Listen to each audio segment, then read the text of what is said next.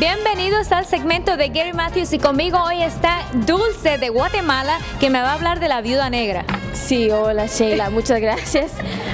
Hoy en día tenemos aquí a la Dodge Ram 1500 con un paquete de la Black Widow. Es un paquete único.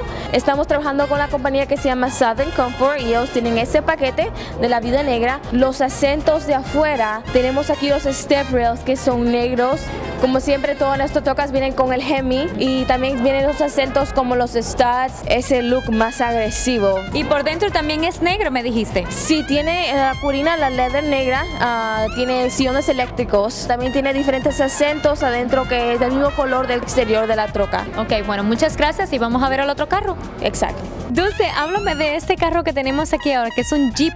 Este Jeep es el estilo Rubicon, que es un carro diseñado para ir off-road, 4x4. Es el Wrangler Unlimited, 4 puertas en este Jeep. Le hemos dado las llantas más agresivas con las wheels que son de chrome y también le hemos dado un liftgate que levanta el carro un poquito más. Ahora por dentro tiene el Uconnect que conecta a tu teléfono de estilo Bluetooth. ¡Qué bien! Y el sistema de radio es el Infinity, listo para que escuche la música mientras vas en la aventura. Ok, qué bien. Bueno, muchísimas gracias por estar con nosotros hoy aquí. Gracias, y usted puede venir a comprar su carro aquí en Gary Matthews Dealership en Nashville con su W7, así que venga hoy mismo antes de que se lo lleven todos. We're at 5800 Crossings Boulevard. That's off of I-24, then 2 rights. The right dealer at the right price at Gary Matthews Chrysler Dodge Jeep and Ram in Nashville. Or look us up at www.GaryMatthewsNashville.com. Hi, this is Marcela Gomez and you're watching Entertainment Circle. Don't go anywhere. Hi guys, this is Mickey Utley and this is Entertainment Circle. Welcome back to Entertainment Circle. Mickey Utley is really an interesting character, so you go and check out his music. And now we have to tell you about the most interesting play ever because it won all the awards in the world and is In the Heights. They were in Nashville and I got to chat with 2 of the cast members. Watch this. ¿Cómo están? Muy bien, gracias.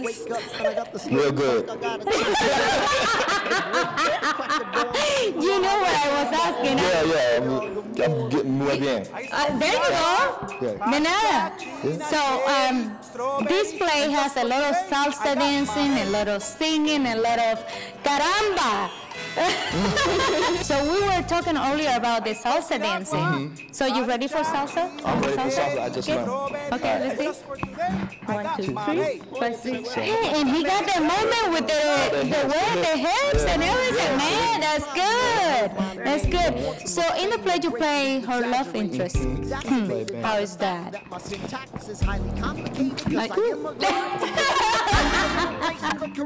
So what was the feeling when they said that you were in the play? Oh, in the play. Okay, well, when I got called to do the show, it was a dream come true. It was just like, I couldn't believe it because I felt very passionate about the show. I watched it, I followed the success of the show from off-Broadway to Broadway to the Tonys and everything. So being called and being given the honor to be able to participate in it and take it nationally around the country and share the story around the country was awesome. I was completely floored and completely honored. What about you, Benny? For me, well, I was totally jealous that I wasn't on the tour, so I was looking up clips online, trying to figure out who was playing Benny. Yeah, so when I ended up knowing the music director, and he found me on Facebook and told me to come in and audition.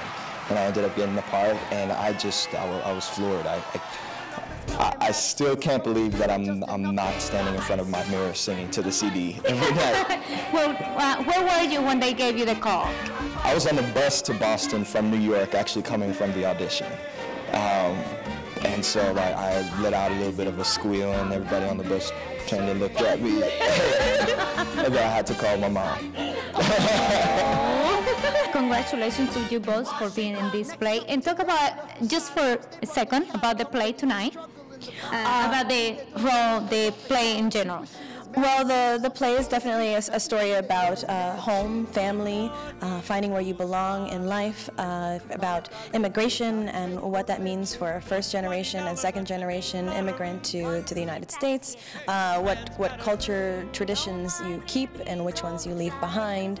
It's adapting, but it's very much a Latino story. It tells the story from the Latino perspective, but it's universal in that I feel a lot of cultures, not only Latinos, can relate to that universal story of wanting to make a life that's better for their kids than what they had. The American dream. The American dream. That's great. And recently inside you were talking about going into Japan, into Puerto Rico. Tell me about the feeling, the welcoming, how the difference in between the two cities and the people. Well, in Japan, the culture is it's much more reserved. It's not that they didn't enjoy the show, it was just that they received it in a different way. The audience not only had to deal with the language barrier, but they had subtitles. So when we had, when we delivered a line or a joke or whatnot, they might have gotten it a couple of beats later because they had to read it. And sometimes even in that, the translation doesn't really happen as well. Exactly. So, they received it very, very well. They were reserved in their interaction during the show. But after the show in the stage door, we always had people there greeting us and giving us gifts and really showing their appreciation for having brought this story to them in that way. And then in Puerto Rico, being that it was a story very much of basically sharing their story written by a Puerto Rican, and so any success that Puerto Ricans have, Puerto Rico embraces that. So you guys had a block party? It was very much like a block party every night inside.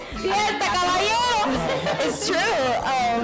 There was in the song Carnaval del Barrio, there is it's talking about alza la bandera puertorriqueña, alza la bandera cubana, mexicana, dominicana, and it's just telling everyone, it doesn't matter where you're from, be prideful of it, carry your flag, raise it high, and don't care about what anybody else says, just be prideful about where you come from. And so every night we had to hold so long because people would stand up and cheer, and they were completely... People took their own flags out. Yeah, people had their own flags in the audience, and they were raising those flags, and our creator came in and actually played the leading role of Usnavi there, so they were just... I'm getting goosebumps right now. It was his dream to take his show to his homeland, and so he did that, and he stepped in to play the leading part there, and he was in tears every night. It was a dream come true for him, not only for him, but even for me, who never thought I would be able to take a show to Puerto Rico, where I'm from and where my family's from. And I think it's a dream for all of us to see the first play ever,